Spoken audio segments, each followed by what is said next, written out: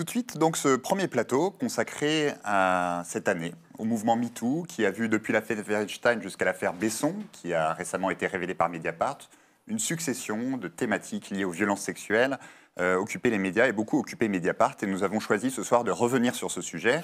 Et sur ce premier plateau, nous recevons Karine Diebolt. Bonsoir. Bonsoir. Vous êtes avocate et vous défendez une des plaignantes dans l'affaire Besson, justement. On vous donnera la parole dans quelques instants pour vous nous expliquer un petit peu les enjeux de ce dossier. À vos côtés, Mathieu Magnodex, Marine Turki d'abord, qui a travaillé sur l'affaire Besson, donc avec Lénaïque Bredou et avec Geoffrey Le Guilcher. Dans un instant, donc pareil, on reviendra sur les enjeux de cette affaire. Et Mathieu Magnodex, qui est donc notre correspondant aux États-Unis, à New York plus précisément, et qui a suivi de très près là-bas les effets de l'affaire Weinstein. Alors, Karine Diebolt, venons tout de suite aux faits. Vous défendez une des personnes qui se dit victime de Luc Besson. Qu'est-ce que vous pouvez nous dire de ce dossier? Qu'a-t-elle subi? Elle a déposé dans un premier temps une plainte le 18 mai 2018, suite à des faits de viol qui venaient d'advenir. Et ensuite, elle a déposé un complément de plainte très récemment sur également des faits de viol qu'elle a subis dans la durée, pendant une durée de 2 ans, dans un cadre professionnel. Donc des viols qui ont été subis sous contrainte morale et professionnelle, et surprise. Donc des faits très graves qui ont été renouvelés et qu'elle a décrits très précisément.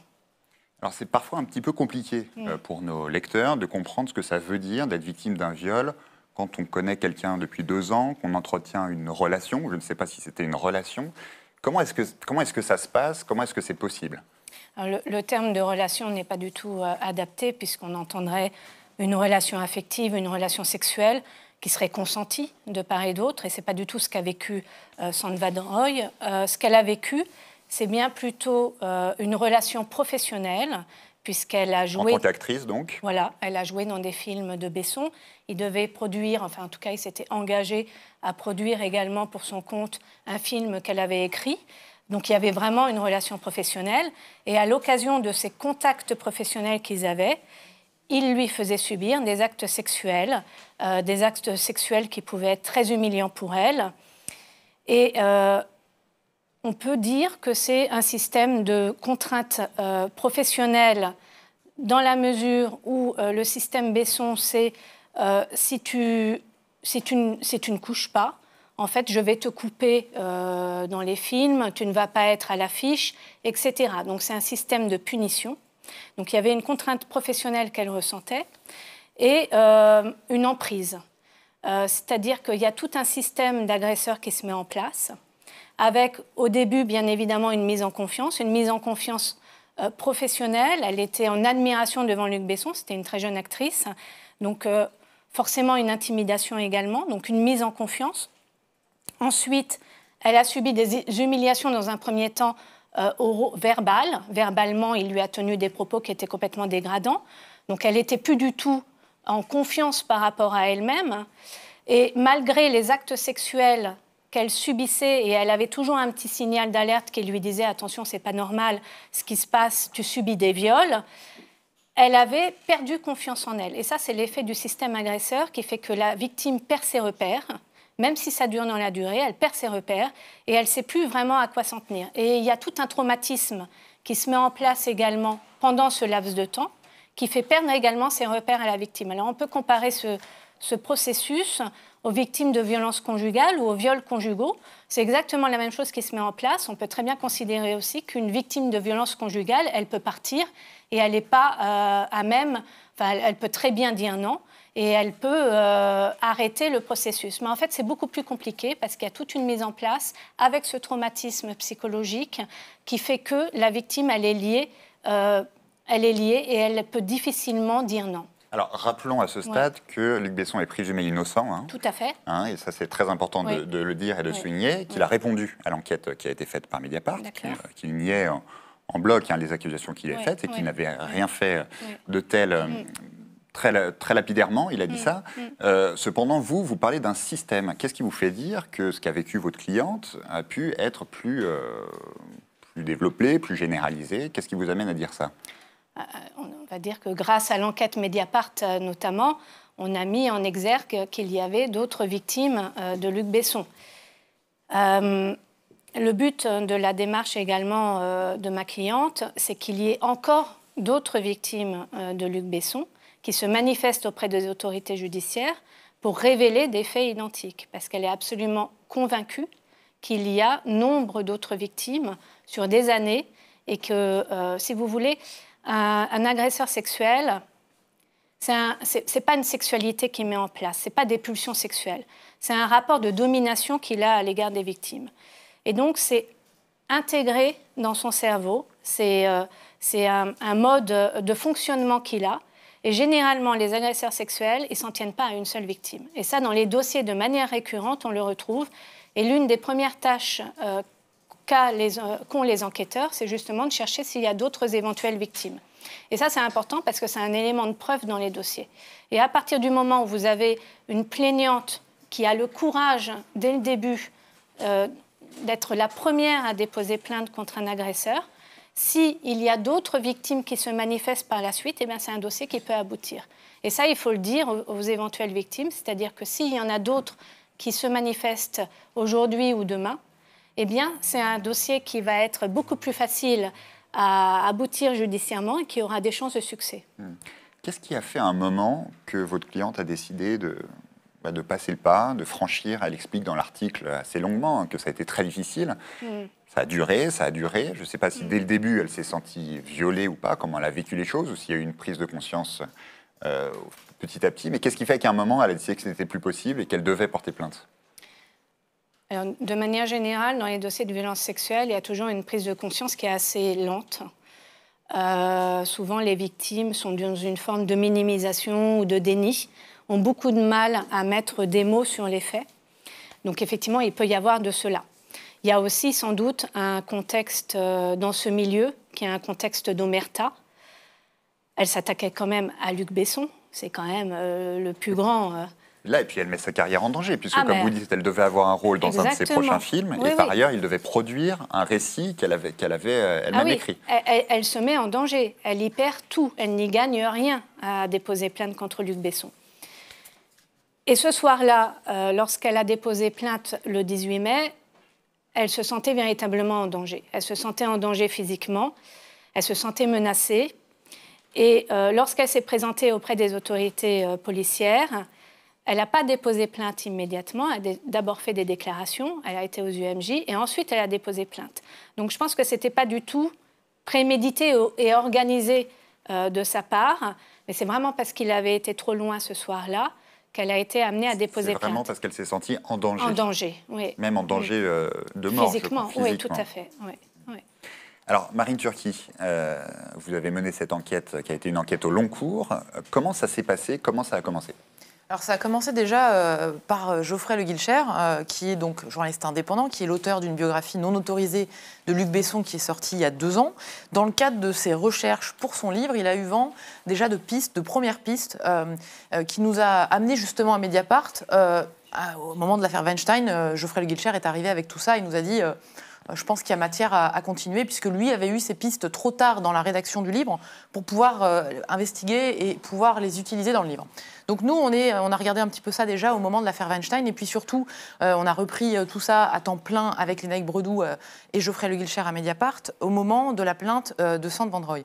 Et effectivement, là, on a pu creuser plusieurs pistes, là, on a pu être en contact avec d'autres femmes, et c'est certain que la première plainte de Sand Van Rooij, elle a eu un impact énorme, notamment sur une autre femme qui intervient dans notre papier, qu'on appelle Amandine, qui est une ancienne directrice de casting de Luc Besson dans les années 2000 à 2004, 2005, qui justement dit que c'est cette plainte qui l'a motivée à parler, qu'elle s'est dit qu'elle attendait un petit peu que quelqu'un parle la première, puisque nous, on a pu constater qu'elle avait déjà parlé de ce qui lui était arrivé, puisqu'elle, dans son signalement à la justice, elle dénonce des agressions sexuelles.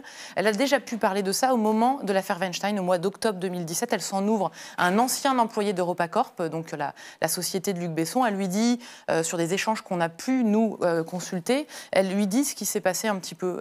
Donc, elle attendait que quelqu'un porte plainte, c'est ce qui s'est passé au mois de mai, et à partir de là... Donc elle y va parce qu'elle est solidaire et qu'elle ne veut pas que la première plaignante soit seule, ou elle y va parce que... ça la rassure et elle se dit, bon, bah, c'est moi qui ne serai pas seule, maintenant je peux parler. Il y a un petit peu des deux, mais c'est surtout déjà un devoir de solidarité pour elle, c'est-à-dire qu'elle se dit qu'une première femme a eu le courage de parler et qu'il faut dire, il faut parler. Parce que ce qui est intéressant sur le témoignage d'Amandine, qui était donc une directrice de casting, c'est qu'elle se dit à la fois victime et témoin. Parce qu'en tant que directrice de casting, elle a assisté à beaucoup de choses, elle a vu beaucoup de choses et elle raconte très bien le système de recrutement des mannequins, puisqu'à un moment donné, elle gérait aussi beaucoup la production de films publicitaires. Et donc, elle raconte un petit peu tout ce cheminement, ce choix dans les castings de Luc Besson qui voulait telle ou telle personne. Et c'est important parce que dans les films de Luc Besson, il y a beaucoup de mannequins, c'est-à-dire des femmes dont c'est le premier rôle dans le film de Luc Besson, qui avant étaient mannequins, qui ont un CV d'actrice peu ou pas fourni. Et donc, c'est quelque chose de récurrent chez Luc Besson de recruter beaucoup de mannequins. Donc son témoignage, pour nous, il était central parce qu'elle elle se disait à la fois victime et témoin. Elle nous a apporté beaucoup de détails qui pouvaient confirmer des éléments d'autres témoignages, dont celui de Sand Van Roy.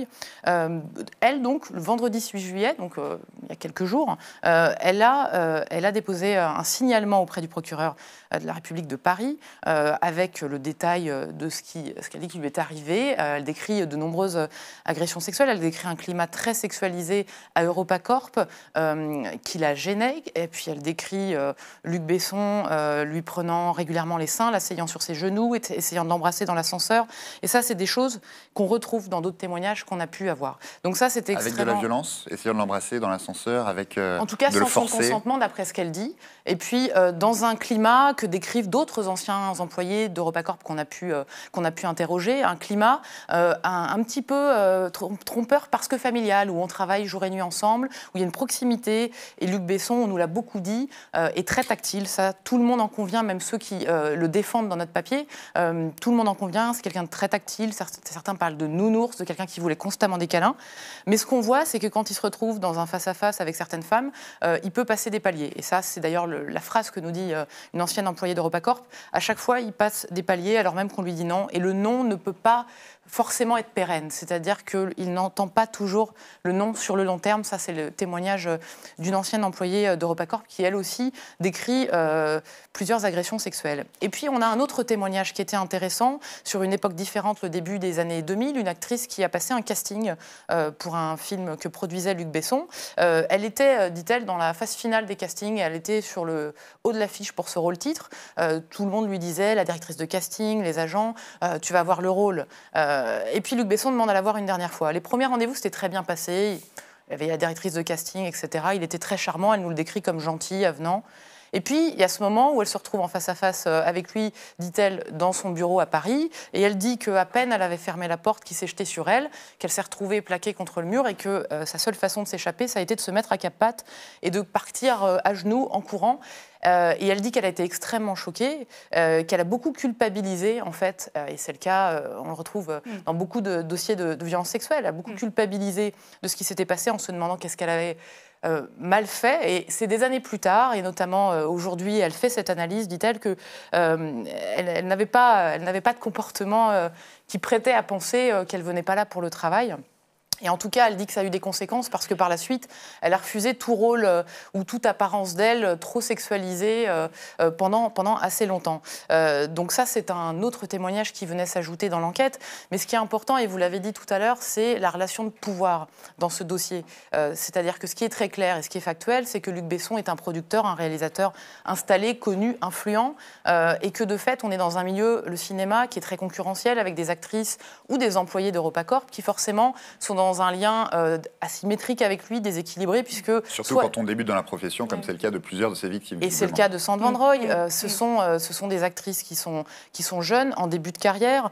Ça aussi, Asia Argento qui témoigne dans l'article, l'actrice italienne qu'on a retrouvée dans l'affaire Weinstein, elle témoigne dans cet article sur Luc Besson parce qu'elle a été contactée après avoir témoigné contre Harvey Weinstein, a été contactée par des femmes soi-disant victimes de Luc Besson. Et elle décrit exactement ça, cette relation de pouvoir, cette difficulté à parler, et notamment pour des mannequins ou des actrices, mais des mannequins beaucoup dans le cas de Luc Besson, mais qui attendent tout de lui. Sand Van Roy n'avait pas joué dans d'autres films que ceux réalisés ou produits par Luc Besson. Donc c'est extrêmement important. Et c'est ce qui revient dans le témoignage de Sand Van Roy. Elle disait « j'avais peur d'être blacklistée » ou « j'avais peur d'être coupée au montage ». Et elle nous a dit cette phrase phrase, ce n'est pas si tu couches, tu as le rôle, c'est si tu ne couches pas, tu peux ne pas avoir le rôle. Ça, c'est ce qu'elle nous a dit, c'est ce que d'autres nous ont dit. Donc cette crainte d'être coupée au montage et d'être blacklistée a beaucoup joué dans le fait qu'elle ait mis des mois à parler. Ça, c'est ce qu'elle nous expliquait. Cependant, c'est jamais formulé de la sorte. Hein. C'est-à-dire que Exactement. Luc Besson, on le voit dans l'article, est prudent. C'est-à-dire qu'il ne va pas se risquer à mettre un SMS ou même à formuler le fait qu'on est obligé de coucher pour avoir un rôle. C'est quelque chose qui est dans une zone obscure, en fait. Mais exactement. C'est très subtil dans ce qu'elle raconte. 2 femmes nous ont dit il ne va jamais dire « je vais te griller ». Ça va plutôt être regarde une telle qui a dit ça ou fait ça, elle, j'ai pu la griller ». C'est beaucoup plus subtil d'après ce qu'elles disent. Et tu racontes même des intimidations physiques, quand même, mais qui sont interprétable de différentes façons, c'est ça? Oui, il y a par exemple cette vidéo qui est versée justement au dossier de l'enquête suite à la plainte de Sander Van Rooij, cette vidéo qui a reçu en novembre dernier Sander Van Rooij de la part de Luc Besson, une vidéo où il se filme en selfie, et puis il dit « nous sommes dans le bureau de la CIA et nous avons une surprise », et il ouvre une boîte et on découvre dans la boîte la tête reproduite pour l'un des films de Sander Van Rooij ensanglantée. Et donc pour beaucoup, ça aurait pu être une plaisanterie ou quelque chose de très anodin, et justement, Sander Van Rooij et ses proches nous le confirment, ceux qui étaient présents lorsqu'elle reçoit la vidéo, a tout de suite été en stress, en pleurs, elle s'est sentie extrêmement menacée, et c'est ce qui fait dire d'ailleurs à certains de ses proches, et même à son coach sportif qui était présent, qu'il y avait peut-être quelque chose derrière. En tout cas, ça a interrogé cette réaction comme ça, extrêmement forte en recevant cette vidéo. Donc là-dessus, les enquêteurs devront un petit peu se pencher sur le contexte de cette vidéo, ce qui a amené justement Sander Van Rooij à penser que c'était une menace, puisque elle le voit comme ça, étant donné qu'un mois avant, elle avait menacé, dit-elle, Luc Besson, de révéler, en tout cas de se rendre au commissariat et de dénoncer ce qu'elle estime être des actes sexuels non consentis et parfois violents. Est-ce qu'il y a des éléments matériels, factuels, clairs, qui permettent justement d'accréditer ce récit que fait celle qui se dit victime? Parce qu'on imagine que Luc Besson, s'il est interrogé, va dire « mais attendez, moi, c'était une plaisanterie, j'envoie ça comme ça, elle est parano, elle interprète mal ». Comment est-ce qu'elle va pouvoir documenter, ou comment est-ce que les autres victimes vont pouvoir documenter en fait ce qu'elles ont vécu? Alors déjà, il y a la question sur la nuit du Bristol, qui est donc la nuit au cœur de la première plainte. Il y a la question d'éventuelles blessures, parce que le lendemain matin, Sander Van Rooij a constaté plusieurs marques sur son corps, à l'œil gauche, et puis 3 marques très symétriques dans le dos. Tout ça a été constaté par les médecins. Les photos des blessures ont été versées au dossier. Et là-dessus, elle les incombe à la nuit qui a eu lieu au Bristol la nuit d'avant. Les enquêteurs devront déterminer quelles sont les origines de ces blessures, d'où elles peuvent provenir. Donc ça, c'est un élément assez important, évidemment, puisque là, il y a des marques sur le corps. Évidemment, les médecins ont pu constater aussi, au lendemain des faits, au moment où Sander Van Rooij portait plainte, un petit peu l'état de son corps de manière générale, et tout ça va être exploré. Et puis, il y a tout un tas de correspondances. Et là-dessus, on s'est beaucoup penché là-dessus, tous les 3 Mediapart, parce que il y a les messages qu'elle envoyait à Luc Besson, où elle pouvait être extrêmement gentille, lui dire mon cœur, mon amour, lui envoyer des cœurs, etc. Et puis, d'autre côté, ce qu'elle disait à ses amis, où elle était dans une grande souffrance. On a eu connaissance d'un tas de messages que nous ont donnés notamment ses proches, où elle les appelle, elle est en pleurs, elle sait qu'elle doit le rejoindre, elle n'a pas envie d'y aller, elle est extrêmement mal. Donc, cette différence-là, les enquêteurs vont la regarder de près, parce que on est en plein dans la question de l'emprise, qu'on retrouve dans de nombreux dossiers de violences sexuelles, et qui, visiblement, d'après les proches de Sander Van Rooij, serait le cas, puisqu'on a interrogé sa mère, son meilleur ami, etc., qui ont été témoins de scènes qu'ils trouvent étranges. Ils disent qu'ils l'ont vue au fur et à mesure des années et des mois surtout évoluer, perdre confiance en elle, expliquer qu'il fallait qu'elle soit seule quand Luc Besson l'appelait. On a cette scène incroyable que raconte sa maman, qui était avec elle, et puis un soir tard, Luc Besson appelle, d'après sa mère, en FaceTime, soi-disant pour vérifier que Sander Van Rooij est bien seule dans son lit. Et sa mère est obligée de se cacher sous le lit. C'est ce qu'elle nous raconte. Donc ça, c'est des épisodes sur lesquels les enquêteurs vont devoir se pencher. Est-ce que Sander Van Rooij a informé Luc Besson de la façon dont elle ressentait les choses? Parce que si elle lui envoie des cœurs et que parallèlement, elle dit à des amis « oh là là, c'est insupportable », mais qu'il ne le sait pas, est-ce qu'il est condamnable? À plusieurs reprises, elle lui a dit d'arrêter lors d'actes sexuels. Elle a manifesté son refus. Elle lui a dit aussi à plusieurs reprises qu'il lui faisait mal.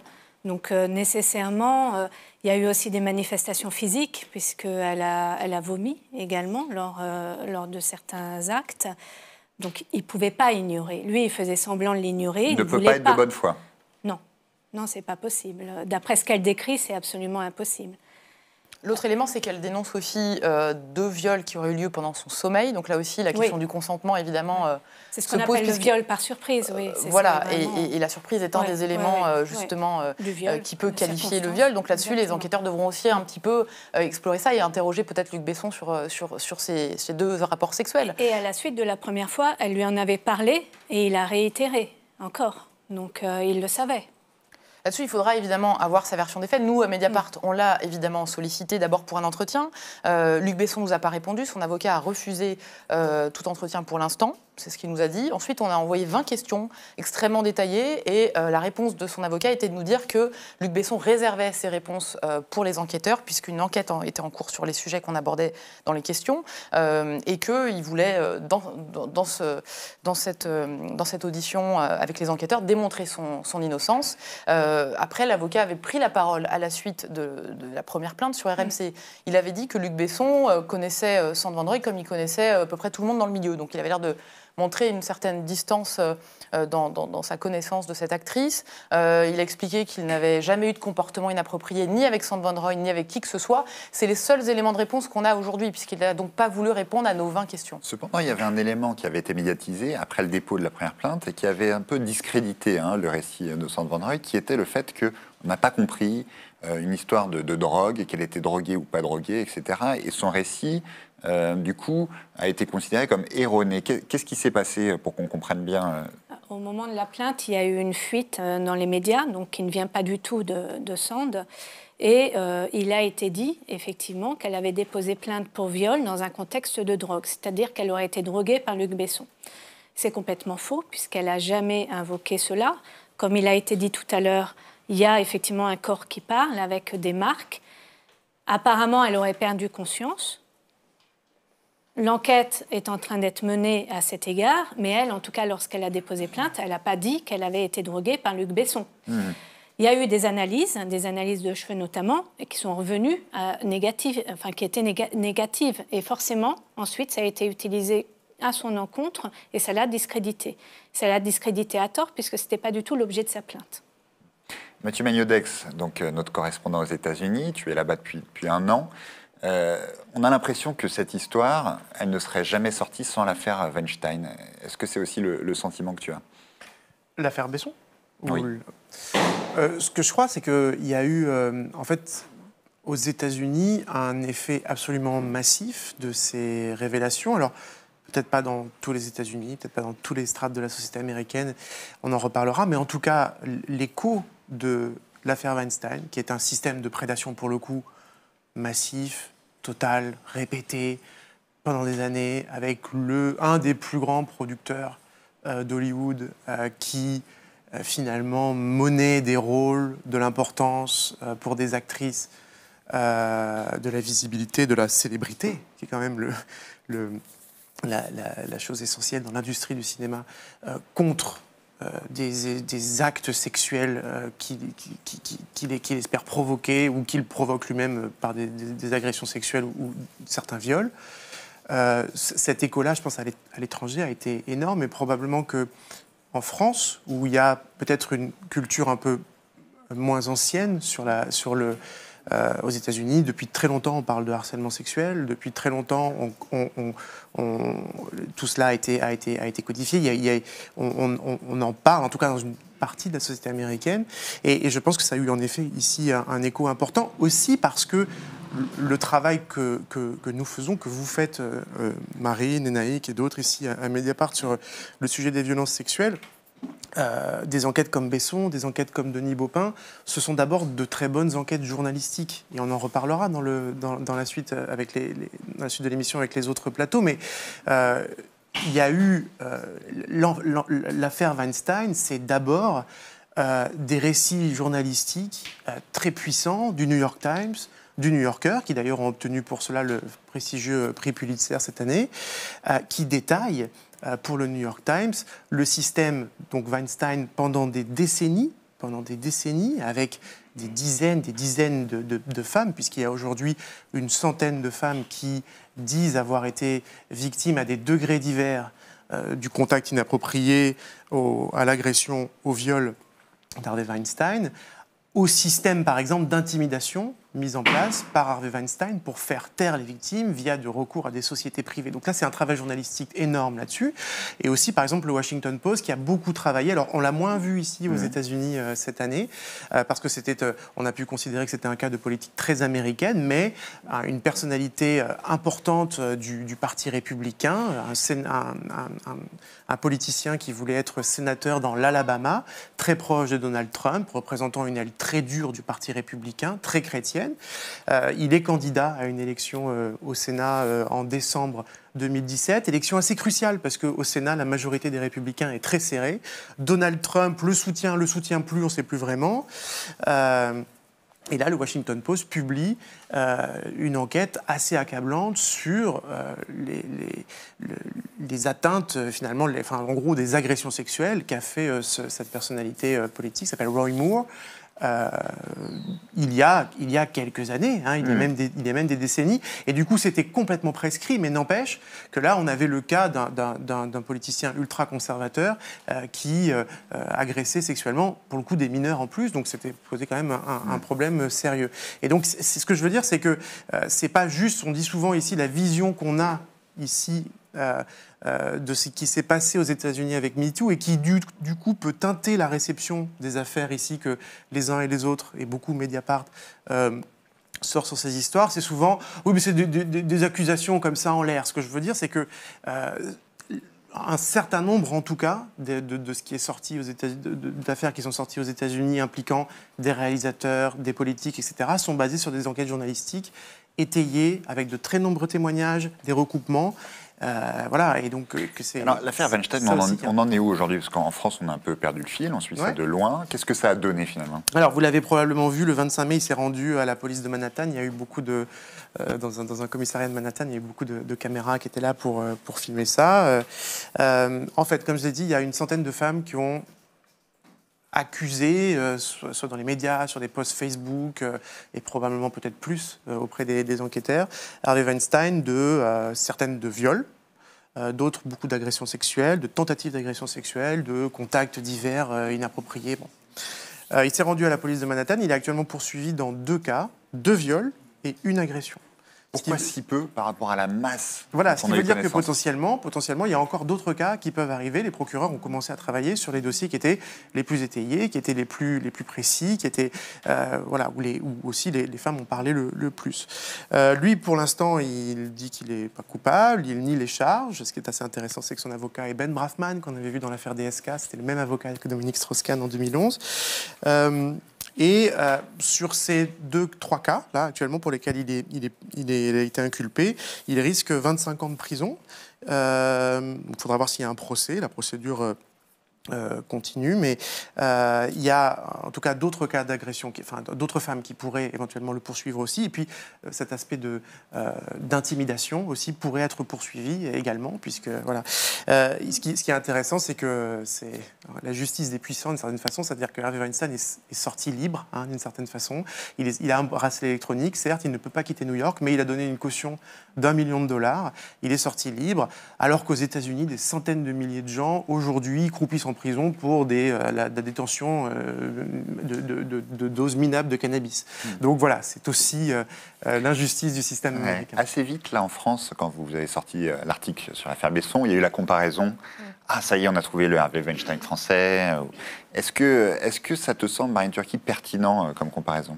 Alors, il faut être extrêmement prudent. Effectivement, il y a des gens qui, durant l'enquête, beaucoup de gens nous ont dit « Ah oui, c'est le Weinstein français ». Mais il y a aussi beaucoup de gens qui nous ont dit que, justement, il était extrêmement différent d'Harvey Weinstein. Par ailleurs, on n'en est pas du tout là au même stade. C'est-à-dire que l'affaire Weinstein, quand elle a été sortie, ensuite, il y a eu beaucoup de victimes qui se sont manifestées. On est à plus d'une centaine.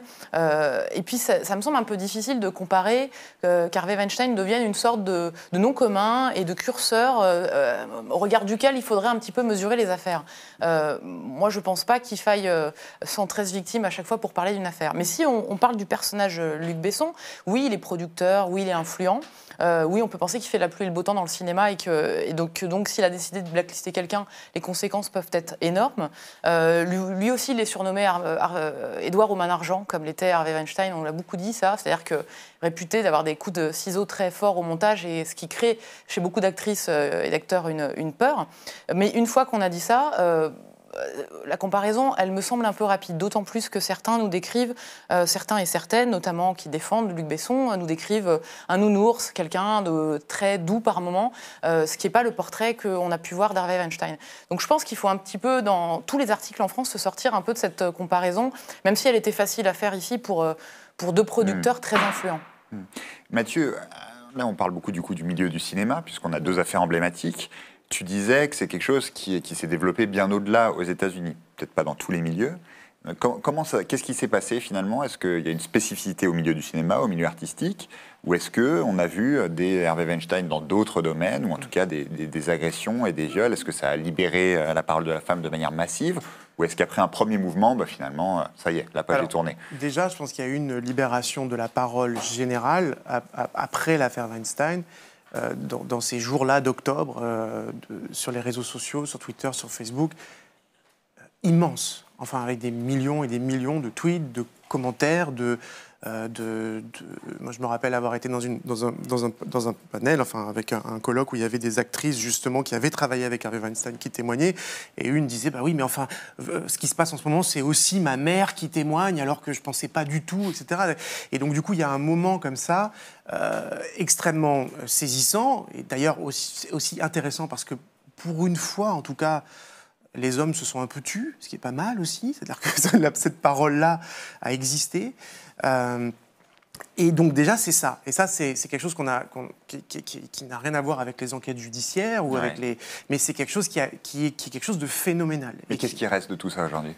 De tout ça, il reste... D'abord, ça n'est pas... Alors, dans le milieu du cinéma, il y a des gens comme Weinstein ou d'autres qui étaient, en gros... ce qu'on dit toujours dans ce genre d'affaires, des gens de notoriété publique, qui étaient des agresseurs sexuels qui sont tombés, qui ont été dans le système, qui étaient pour le coup là encore des systèmes de prédation, ont été mis à jour, donc il y en a d'autres. Et puis, il y a aussi, donc ça c'est dans l'usine à rêve hollywoodienne, mais qui est quand même très importante, parce que c'est l'usine de production de toutes nos images, très important. Pour qu'on se rende compte, c'est quoi? Ça se compte sur les doigts d'une main, ou alors c'est plus massif? Non, alors le site, alors ça dépend de quoi on parle. C'est-à-dire que le site Glamour américain, qui est le site du magazine Glamour, a compilé une liste à peu près d'une centaine d'hommes qui ont été mis en cause. À chaque fois, c'est en général par plusieurs personnes.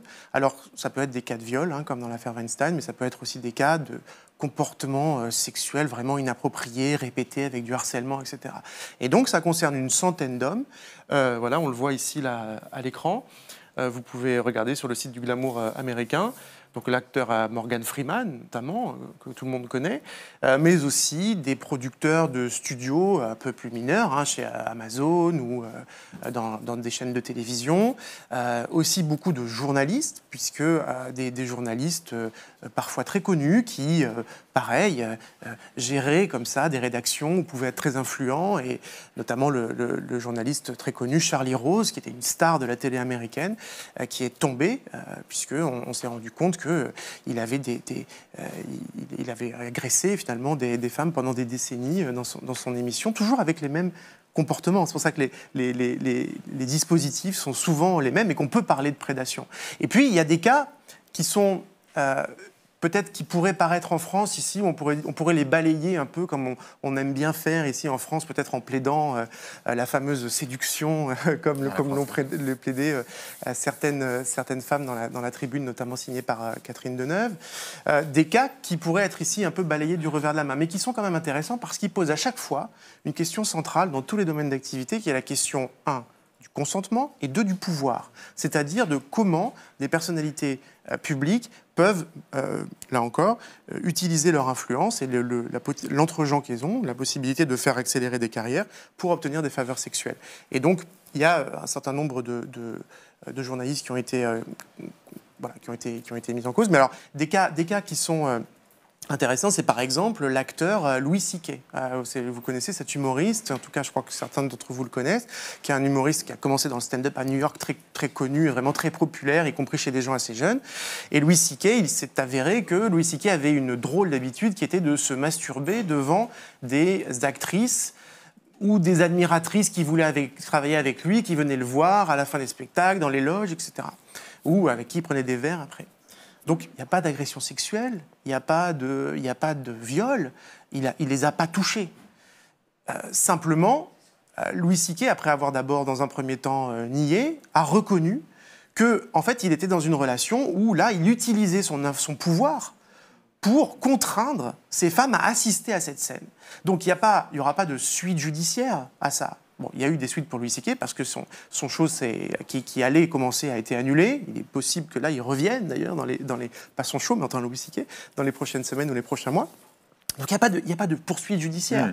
Il y a juste là l'exposition d'une drôle d'habitude qui était extrêmement incommodante et qui surtout qui interrogeait la question du pouvoir. Donc on peut dire, mais oui, mais ça, c'est pas Weinstein. Bien sûr qu'on peut le dire. Sauf que du coup, je trouve que ce qui était intéressant dans la discussion américaine, c'est qu'elle a posé vraiment profondément cette question, du consentement, c'est-à-dire quand je veux pas, même assister à des choses comme ça, si j'ai pas envie, je veux pas, et la question du pouvoir, et donc de la façon dont des hommes de pouvoir pouvaient faire ça avec des femmes ou avec des hommes, puisque il y a eu un certain nombre d'acteurs qui ont été mis en cause aussi pour des agressions sexuelles sur des hommes. Là où en France, on entend quand même beaucoup quand on fait ce type d'enquête. Ouais. Ah, mais oui, mais non, mais c'est un dragueur lourd, c'est un homme à femme, c'est un séducteur. Il faut mesurer à quel point encore aujourd'hui, après Weinstein, en France, on l'entend tout le temps dans tous les domaines, et pas que le cinéma. Et ça, c'est compliqué de faire la pédagogie de ce que c'est le consentement, effectivement, ce que c'est que la relation de pouvoir et de domination. C'est exactement ce que tu viens de décrire. Et je pense qu'aux États-Unis et en France, là-dessus, on n'en est pas du tout au même niveau. Et la tribune, notamment de Catherine Deneuve et bien d'autres, le montre. Il n'y a pas eu de retour de bâton de ce type aux États-Unis ou de mouvements de personnes qui ont dit halte là, comme il y a eu en France sur Balance ton port, des gens qui ont dit c'est de la délation, c'est de la dénonciation, il faut cesser ça immédiatement. Il y a eu des débats intellectuels, mais les débats intellectuels aux États-Unis sont souvent cantonnés à des sphères plus restreintes, peut-être qu'en France aussi, puisqu'on a un endroit où la télé est ultra dominante, etc. Et que dans les télévisions, par exemple, il y a surtout eu des chapelets comme ça de présentateurs ou de personnes célèbres. Pas des chapelets, mais quand même une quinzaine de personnes célèbres de la télévision qui sont tombées pour des affaires comme ça. Donc c'est plutôt ça qui a marqué la télévision américaine. Il y a eu des débats intellectuels, notamment comme on a pu peut-être voir ici, d'une certaine façon, c'est-à-dire sur la question fallait-il, par exemple, il y a une liste, par exemple, qui a beaucoup circulé dans les rédactions américaines, qui s'appelait la Shitty List Men, qui était la liste des porcs, en fait, je reprends l'expression du balance ton porc français, pendant du MeToo américain, et qui a circulé, qui était en fait un tableau Excel rempli par des stagiaires ou des collaboratrices femmes de rédaction, et qui s'échangeaient ce tableau Excel sur le formulaire Google, là, comme ça. Elle s'échangeait ça. Et donc, du coup, cette liste, un jour, a été publiée. Il y a eu un débat, par exemple, pour dire, non, mais là, des journalistes, par exemple, ont dit, d'abord, avant de publier des noms, évidemment, il faut vérifier les informations, on ne peut pas faire comme ça. Et puis, des gens qui ont défendu le fait que, de toute façon, c'était bien que cette omerta-là sorte. Vous voyez, donc il y a eu ce genre de débat. Il y a eu des débats sur quelques débats. J'ai lu dans certains magazines des textes d'intellectuels féministes, peut-être d'une génération un peu plus âgée que les femmes qui supportaient beaucoup le mouvement MeToo, qui ont dit oui, là, on va trop loin, avec peut-être des arguments qui allaient dans le sens de ce que disait par exemple Catherine Deneuve dans la tribune. Mais c'est pas massif. Et en tout cas, globalement, il n'y a pas eu de remise en cause, y compris même chez les conservateurs américains, qui en fait sont très mal à l'aise de façon générale pour parler de sexe. Donc, je ne suis pas sûr que MeToo ait changé beaucoup de choses dans des cercles ultra-conservateurs américains, même s'il commence à y avoir un MeToo des églises américaines. On voit des articles sortir, des révélations sur ce qui se passe dans les églises américaines, qui sont des églises protestantes, en l'occurrence. Il y a eu des scandales de pédophilie dans l'église catholique américaine déjà, mais là, maintenant, c'est dans les églises protestantes. Donc, il y a un mouvement comme ça du MeToo protestant, donc plutôt évangélique, plutôt assez conservateur, voire très conservateur. Donc ça, c'est intéressant. Mais il n'y a pas de remise en cause massive générale, même si Donald Trump, il y a quelques jours, a critiqué MeToo un peu comme ça, de façon anodine, à la tribune d'un meeting, parce qu'il sait que, évidemment, dans la base conservatrice, on voit le mouvement MeToo comme une sorte de mouvement d'hystérique, quoi. Voilà. Oui, parce que vu de loin, vu de France, tout ça, ça paraît bien paradoxal. C'est-à-dire qu'à la fois, on a un mouvement qui prend une ampleur mondiale qui est MeToo, Et à la fois, on a un président des États-Unis qui a un vocabulaire, des expressions et des comportements incroyablement choquants sur ces questions-là. Comment est-ce que tu analyses ça? Je pense que là, pour le coup, c'est exactement ce qui a fait la victoire de Donald Trump. C'est-à-dire que il y a deux Amériques, quoi, complètement. Et que du coup, mais là, on arrive à un degré de différence, de division et d'incommunicabilité entre ces deux mondes qui est très important. Donc, oui, tout ça peut se côtoyer dans le même pays. Et sur tous les sujets, on a des divisions similaires sur les armes, sur l'avortement, avec ce qui se passe en ce moment autour de la Cour suprême américaine. C'est assez fou, oui. Ouais. Parce que tu parlais des élites politiques, aussi des élites intellectuelles, artistiques. Mais la question que tu posais, c'était, peut-être qu'on n'a pas encore de réponse, c'est est-ce que ça a des conséquences sur les comportements? Est-ce qu'il y a déjà des gens aux États-Unis qui s'intéressent à ça et qui voient que mettre une main aux fesses, ce n'est pas anodin, qui voient des choses changer dans les entreprises? Parce que nous, on est souvent interpellés aussi à Mediapart sur c'est bien beau, vous racontez des histoires de personnalités, mais enfin, au quotidien, dans les entreprises, on voit 1000 fois pire, et ça, vous ne le racontez pas. Et ça ne change pas. Est-ce que là-dessus, il y a déjà des analyses qui sont faites? En fait, par exemple, la conséquence la plus immédiate du mouvement MeToo aux États-Unis, c'est pas une conséquence judiciaire. Le Congrès aujourd'hui est très à droite et a vraiment d'autres priorités que ça. La réforme fiscale pour les plus aisés, l'augmentation des dépenses militaires, mais certainement pas ça. Et par ailleurs, les lois antidiscrimination aux États-Unis, ou les lois soit antidiscrimination dans le cadre du travail, soit concernant les atteintes et les violences, sont souvent gérées aussi par les États. Et donc, du coup, il n'y a pas eu d'initiative légale. En revanche, la première conséquence assez claire, ça a été la mise en place d'un fonds pour permettre aux victimes d'accéder à un avocat pour faire défendre leurs droits. Parce qu'aujourd'hui, aux États-Unis, ce qui est très difficile, c'est de pouvoir poursuivre. D'abord, les délais de prescription sont souvent extrêmement courts. Souvent, il n'y a pas de garantie pour les victimes. Parce que, alors, par exemple, si vous êtes à New York, vous allez être protégé, accompagné en tant que victime dans votre recherche d'un avocat pour avancer. Si vous êtes dans un autre État, peut-être même à 300 km, enfin 3000 km, vous ne serez pas protégé. Donc, vous n'avez pas les mêmes garanties, pas les mêmes prescriptions non plus selon les États, je l'ai dit. Et puis, du coup, un accès à la justice qui est extrêmement difficile.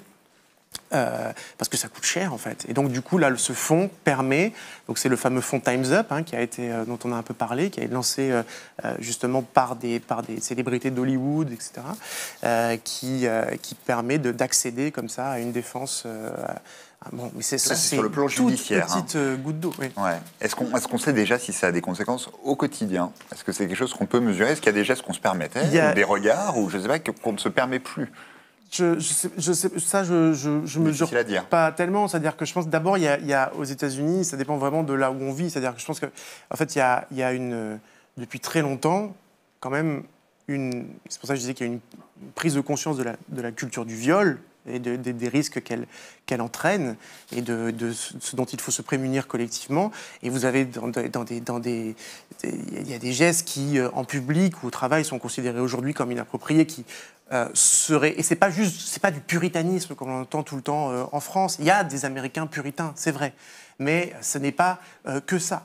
Ce n'est certainement pas le cas de gens qui ne travaillent pas, qui ne sont pas du tout puritains eux-mêmes ou qui sont plutôt libéraux dans leur tête. C'est l'idée que dans le cadre de travail, mais aussi dans votre relation intime, dans vos relations amoureuses, dans vos relations amicales, vous devez être immunisé, safe, en sécurité, de comportements qui vous objectifient ou qui vous font de la main aux fesses, qui encore dans plein d'entreprises françaises aujourd'hui est vu comme, je ne sais pas, j'imagine que ça se pratique encore, du dénigrement, du harcèlement, etc. Donc il y a quand même cette idée, alors ça ne marche pas à tous les coups, mais ça devient inacceptable dans de plus en plus d'endroits aux États-Unis, et depuis longtemps, avant MeToo.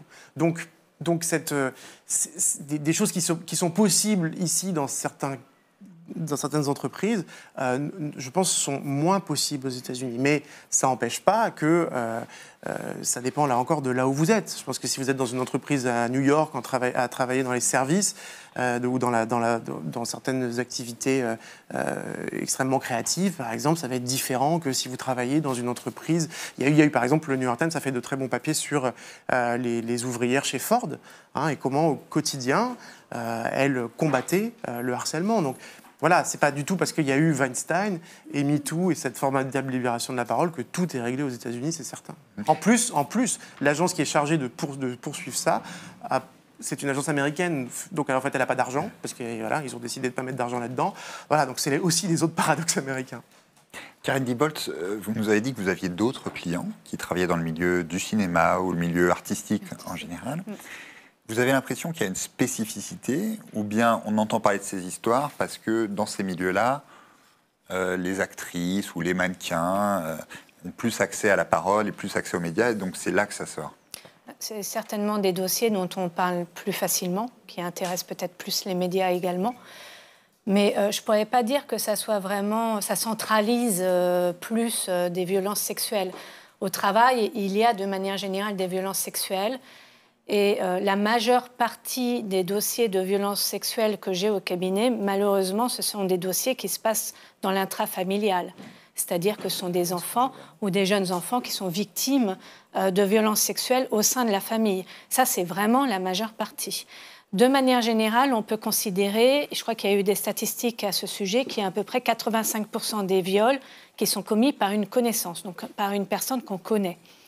Le mythe du viol dans la rue, dans un fourré, par un agresseur qu'on ne connaît pas, c'est très très rare. Moi, j'en ai très peu des dossiers comme ça. Donc ensuite, c'est forcément des connaissances soit professionnelles, soit familiales, soit le voisin, soit des amis qui commettent ce type de violence sexuelle. Alors le milieu artistique ou showbiz, c'est un milieu professionnel parmi un autre, à mon sens. Ça ne focalise pas les violences sexuelles. C'est sûr que, ceci dit, les secteurs de pouvoir, les secteurs professionnels de pouvoir, que ce soit le milieu artistique, les milieux de politique, peut-être entraînent effectivement, induisent chez les hommes de pouvoir le fait qu'ils se croient tout-puissants. Ils pensent peut-être aussi qu'il sera plus difficile pour des victimes de déposer plainte. Et il peut y avoir une omerta qui se crée contre des tout-puissants. Donc ça peut être plus difficile pour des victimes, à contrario, de déposer plainte contre quelqu'un de puissant. Et on n'entend peut-être pas parler non plus de toutes les affaires de violences sexuelles dans ces milieux-là. Est-ce qu'il n'y a pas une spécificité liée au corps dans le cinéma? Je crois que vous défendez des victimes d'un photographe célèbre aussi. Est-ce que ce ne sont pas des milieux où la pression qui peut être exercée sur les corps peut avoir à un moment des conséquences, des dérapages, voire plus? Alors effectivement, la place du corps de la victime peut prendre une certaine importance. De deux manières. Si vous êtes photographe de mode, vous êtes amené à toucher la mannequin, à changer son vêtement, enfin, il peut y avoir des attouchements. On dit souvent, d'ailleurs, dans ce dossier que j'ai de ce photographe de mode, il est dit également par toutes les victimes qu'il était tactile, donc, comme Luc Besson. Donc il peut y avoir un effet tactile, et ça peut d'ailleurs désarçonner la victime parce qu'elle ne sait pas si c'est sa connotation sexuelle ou si c'est professionnel, si c'est pour les besoins du travail. Donc elle n'a pas de repère non plus à ce sujet-là. Et il y a un deuxième effet que j'ai également retrouvé dans ce type de dossier, c'est l'humiliation. C'est-à-dire que bien souvent, dans le mode opératoire de l'agresseur, il va avoir d'abord mis en confiance la victime, souvent il la flatte, et après, il va l'humilier. Et ce qui touche une mannequin ou une actrice, c'est de lui dire « tu es trop grosse, tu as de la cellulite », et ça va être d'ailleurs un moyen de la toucher également, de lui toucher les fesses, de lui toucher le gras du vitre, enfin le gras du ventre étant entendu pour des mannequins vraiment de manière humiliante. Et donc, il touche le cœur de ce qu'elle est et de ce qu'elle est professionnellement. Et il va également lui faire perdre des repères. Donc, c'est vraiment un outil d'attaquer le corps de la victime, un outil dans ce mode opératoire et qui va lui faire perdre confiance. Donc effectivement, le corps a son importance dans ce milieu et dans le milieu artistique. C'est ce que dit Sandra Van Roy dans son témoignage. C'est quelque chose qui est beaucoup revenu quand on l'a vu à plusieurs reprises. C'est l'importance du poids dans ses discussions avec Luc Besson, d'après ce qu'elle dit. C'est-à-dire qu'elle a eu cette phrase assez forte d'ailleurs de dire que Luc Besson l'avait fait blonde alors qu'elle est brune, lui avait demandé de perdre du poids, lui avait fait parler avec une voix qui était une voix un peu d'enfant, ça aussi ses proches nous l'ont confirmé. Et puis de porter des jupes parce lui avait demandé de porter des robes, voilà, parce que les jeans ne lui iraient pas. Ça, c'est ce qu'elle nous a raconté. Et donc, on sentait que dans son témoignage, la pression là-dessus de Luc Besson pouvait être importante. Et ça fait partie du processus. C'est en tout cas ce qu'on a ressenti, nous, dans son témoignage. Elle nous en a beaucoup parlé parce qu'à un moment donné, elle avait l'impression de ne plus savoir ce qui relevait du conseil du producteur-réalisateur et de sa demande pour les films, puisqu'elle tournait exclusivement dans des films de Luc Besson, et ce qui relevait de cette emprise qu'elle dit qu'il a créée et dont ses proches attestent. C'est-à-dire qu'à un moment donné, elle avait l'impression d'avoir, ça aussi, son coach sportif nous l'a dit, la pression qu'elle s'est mise dans la salle de sport, à y aller parfois plusieurs fois par jour pour retrouver un poids, selon elle, acceptable de moins de 50 kilos pour une scène qu'elle devait tourner dans Taxi 5. Elle a eu un rôle dans Taxi 5 où elle apparaît attachée à une chaise en sous-vêtements et toute son année a été centrée sur cette scène parce que Luc Besson avait vu des photos d'elle mannequin, d'après ce qu'elle dit, où elle faisait 48 kilos et il fallait qu'elle revienne à ce poids-là. Ça montre un petit peu l'ambiance et aussi l'ambiance concurrentielle qu'il peut y avoir entre les actrices et ça aussi, ça revient beaucoup dans les salles d'essayage de costumes, dans les salles de casting. C'est quelque chose qu'on a beaucoup ressenti, en tout cas dans le témoignage des femmes qu'on a pu rencontrer. Qu'est-ce que ça peut donner, l'affaire Besson, judiciairement? Mathieu nous disait il y a un instant qu'aux États-Unis, toutes les questions ne se passent pas de façon judiciaire. On a un peu l'impression en France que souvent, s'il n'y a pas la justice qui passe, en fait, l'affaire n'existe pas et que parfois, pour une raison ou une autre, qui peut notamment être la prescription des faits, l'affaire est classée et que du coup, c'est comme si la personne était blanchie. Est-ce que vous avez ce sentiment et est-ce que vous avez cette crainte dans l'affaire Besson, où on le voit, un certain nombre de témoignages qui ont été récoltés par les journalistes qui ont travaillé sur l'enquête, datent d'il y a de nombreuses années? Alors déjà, au contraire des États-Unis, il n'y a pas de transactions financières dans ces dossiers-là, parce que je crois que ça a eu lieu. Les transactions sont très importantes. Oui, exactement. Deuxièmement, dans ces dossiers de violences sexuelles, il faut absolument qu'il y ait d'autres victimes qui se manifestent. On gagne ces dossiers-là grâce à la solidarité entre les victimes. Et à partir du moment où on a plusieurs victimes, généralement, on a des poursuites judiciaires. Donc ça, c'est vraiment important. Ce que vous voulez dire, c'est que parmi les victimes, si pour certaines d'entre elles, les faits sont prescrits, malgré tout, c'est important qu'elles soient là pour témoigner et accréditer et asseoir le récit qui est fait. Dans ce cas-là, elles sont témoins, elles ne sont pas parties civiles, mais elles sont témoins. Et ça a du poids.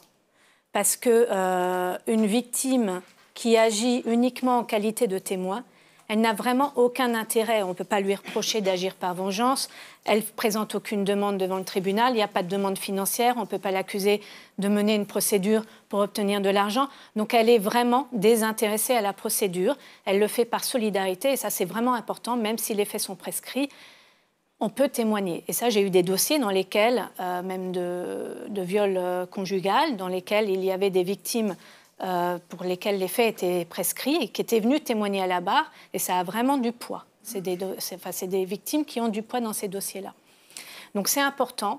Ensuite, même s'il y a un classement sans suite, le dossier peut toujours ressortir postérieurement lorsqu'il y a une victime ultérieurement qui dépose plainte.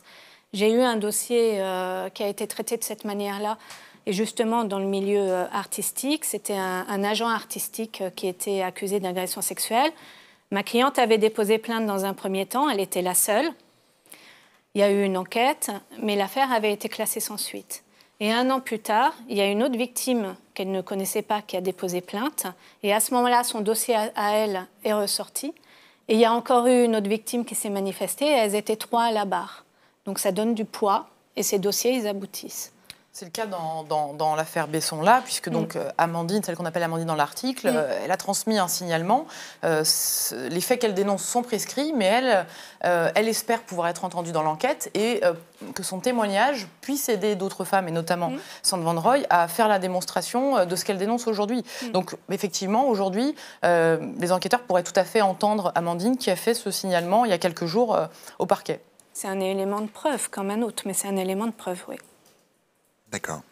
Écoutez, merci beaucoup à tous les trois d'être venus, d'avoir répondu à mes questions.